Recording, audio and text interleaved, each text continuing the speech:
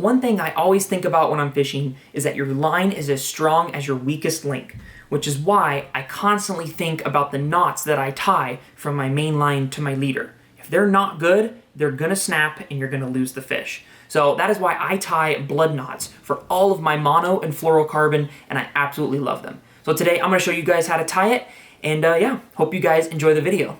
Oh, and by the way, make sure to only use this knot for mono to mono, fluoro to fluoro, or mono to fluoro. Do not use this knot with braid. It's not gonna work out very well. So yeah, if you guys do wanna see one for a mono or fluoro to braid, check out the all bright knot video I have. I'll put that up right in the corner here, and you can go check that out. So yeah.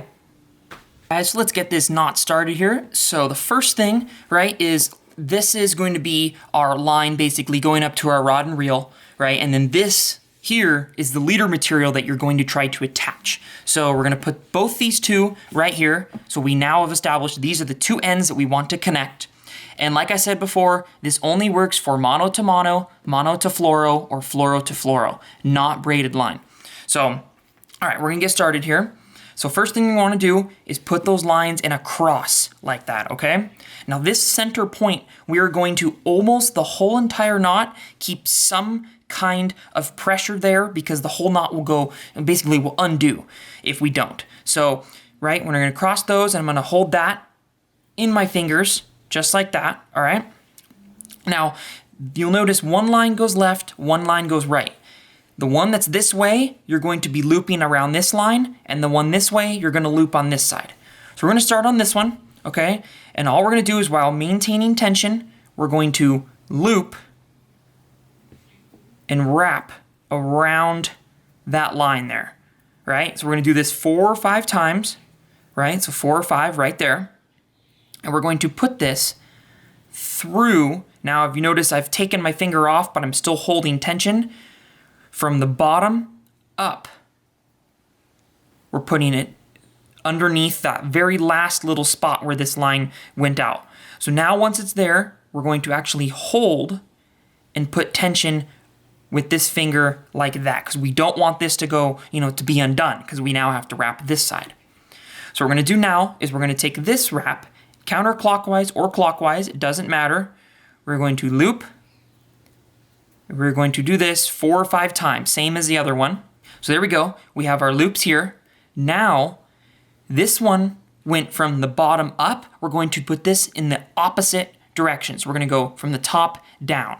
So you see there's that little loop there still holding. We're gonna put it through. I'm trying to make this visible for you guys here. We're going to put it up from the top and go down, just like that. So once you have it there, and you notice it'll kind of loop up sometimes a little bit, but once it's there, you're pretty good. You usually don't have to put any tension on it, but now is kind of the important part because you have to make sure that everything basically tightens correctly. So you're gonna hold these with your index and your thumb, and I kind of use the rest of my fingers like this, and I kind of use that to pull those together. So you notice how I'm kind of using that to pull. Once you get it pretty good in there, now you notice I don't have to hold those tag ends anymore. And now I can just slowly pull it together. At this point, you could put a little bit of saliva. That would help the knot slide a little easier, and it would also help for it not to, break when you're fighting a fish. So it's here. Now we're gonna continue pulling. And there we go. That's how you know you did it right, is you're gonna see coils on each side. Now if you notice, this side has 4 and this side has 3. So it's a little uneven, but if it's one wrap difference, it's not gonna matter. The main thing is to just have 3 to 5 wraps on each side.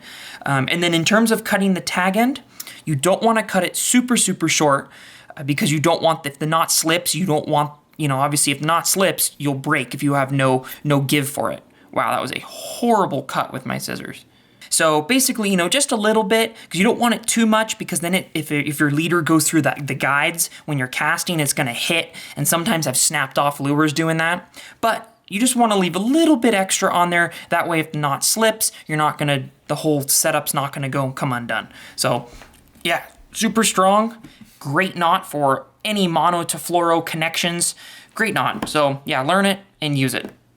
So yeah, that's going to do it for the video. Hope you guys learned something. Hope you guys enjoyed it. Like I said, don't use this for braid, but for any kind of mono or fluorocarbon connection, it's the bomb.